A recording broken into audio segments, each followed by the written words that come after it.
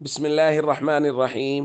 عن عائشة رضي الله تعالى عنها قالت قال رسول الله صلى الله تعالى عليه وسلم إن العبد إذا اعترف ثم تاب الله عليه. رواہ البخاری۔ نبی کریم صلی اللہ علیہ وسلم نے ارشاد فرمایا، بے شک بندہ جب گناہوں کا اعتراف کرتے ہوئے توبہ کرتا ہے تو اللہ رب العزت اس کی توبہ کو ضرور قبول فرما لیتے ہیں۔ دوستو، رمضان المبارک کا دوسرا عشرہ، جس کو بعض روایات میں عشرہ مغفرت کہا گیا ہے، گو کہ وہ روایت سند کے اعتبار سے کمزور ہے، لیکن محدثین نے اس روایت کو فضائل کے باب میں قبول کیا ہے، اور بہت سارے محدثین نے فضائل کے باب میں اس حدیث کو ذکر فرمایا۔ تو اس عشرہ کو عشرہ مغفرت کہا گیا ہے۔ تو بعض دوست اس پر یہ اعتراض کرتے ہیں، ان کے ذہن میں یہ بات آ گئی کہ جی دیکھیں، اس عشرہ کو عشرہ مغفرت کہا گیا ہے، پہلے عشرہ کو عشرہ رحمت کہا گیا، اس روایت میں آخر والے کو عتق من النار کہا گیا، تو اس کا مطلب یہ ہے، اس روایت کے مطابق تو یہ مطلب بنتا ہے کہ پہلے عشرہ میں صرف رحمت ہے، مغفرت نہیں ہے، دوسرے عشرہ میں صرف مغفرت ہے، رحمت نہیں ہے۔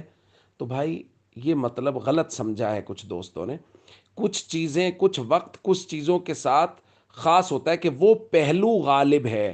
جیسا کہ ہم روایات میں پڑھتے ہیں کہ بعض مخصوص اوقات میں اللہ رب العزت کی رحمت متوجہ ہوتی ہے، اور اللہ رب العزت کی طرف سے آوازیں لگتی ہیں، حل من مسترزق، کوئی ہے رزق طلب کرنے والا کہ میں اس کو رزق دوں؟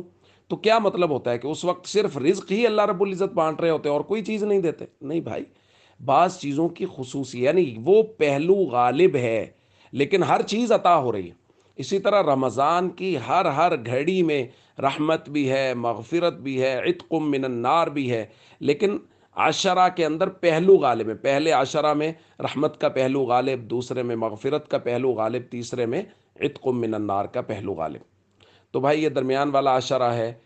حدیث پاک میں حضور نے فرمایا ہے کہ بندہ جب گناہوں کا اعتراف کرتے ہوئے، ندامت کے ساتھ توبہ کرتے ہوئے آتا ہے تو اللہ رب العزت توبہ کو ضرور قبول فرما لیتے ہیں۔